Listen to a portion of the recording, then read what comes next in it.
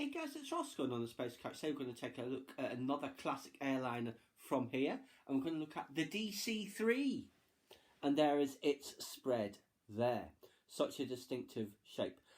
When I was at university in Essex in the early 1990s, there was still a couple of these flying into Stansted Airport, so they went over the university. I think there might have been Air Atlantique as well, which is the airline that's featured there. They also turned up at Newcastle Airport occasionally, from what I recall. So, country of origin, USA. Type, short-range passenger and freight transport.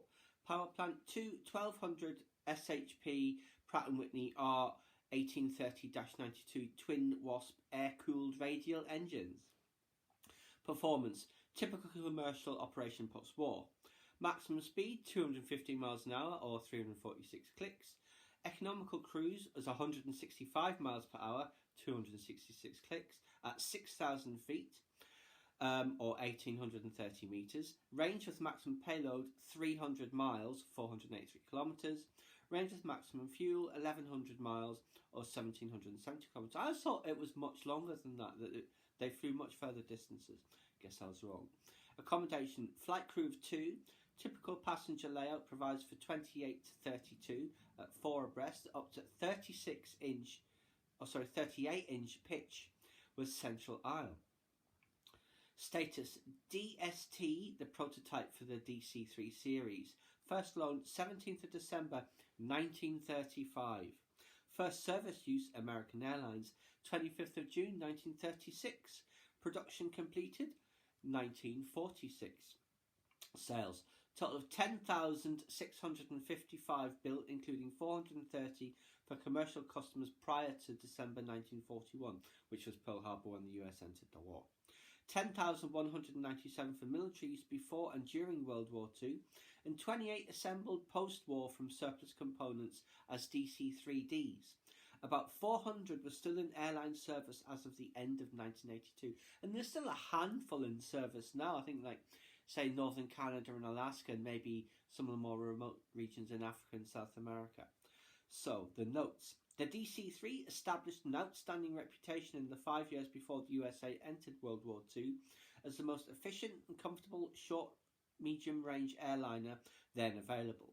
Adapted for military use, it gained more fame as the C-47 Skytrain and the Dakota, and many thousands were civilianized after the war ended to provide the backbone of the air transport industry in the early post-war years. BEA, certainly here in the UK, utilised a large number of ex-RAF DC-3s after the war. In fact, the pilots were still wearing their RAF uniforms. That's from that BEA 25 Years book, I believe. They have proved, thousands of civilians after the war ended to provide the backbone of the air transport industry in the early post-war years. They have proved almost indestructible and still in 1983 play a part in the air transport systems in many nations, especially in the Third World. So the dimensions, the span is 95 feet 0 inches or 28.96 metres. Length 64 feet 6 inches, 19.66 metres. Height 16 feet 11.5 inches, 5.16 metres. Wing area 987 square feet or 91.7 metres. Weights, typical operating empty weight 19,300 pounds or 8,755 kilos.